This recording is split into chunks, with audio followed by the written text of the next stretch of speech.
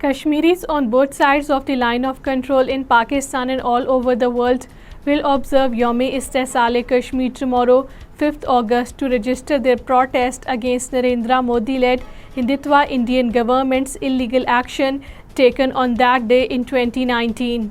Chairman Democratic Freedom Party Shabbir Shah has appealed to the people of Kashmir to observe 5th August as a black day to convey a strong message to the world that Kashmiris do not accept India's hegemony and its illegal control over Jammu and Kashmir. Shabbir Shah, in his message from New Delhi's Tihar jail, said that it was on this day when India stripped the status of the territory and imposed a military siege in the territory. India's dreaded National Investigation Agency, along with paramilitary personnel, raided and searched several houses in South Kashmir. The NIA, along with the Indian Central Reserve Police Force and the police, raided several places in Kulgam and the Pulwama districts. The raids were also carried out at the house of one martyred, his commander Umar Ganai. Indian police arrested an aged civilian under the Black Law, the Public Safety Act, in the Kishtwar district. According to Kashmir Media Service, the detained Abdul Karim is a brother of a prominent Hizbul Mujahideen commander in the Kishtwar district.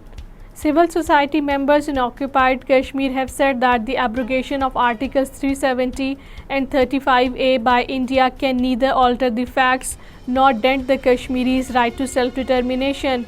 The civil society members, including Dr. Zubair Ahmed, Muhammad Furqan, Muhammad Iqbal Shaheen and Sayyid Haider Hussain, in a meeting in Srinagar, called for the restoration of Articles 370 and 35A in their original form.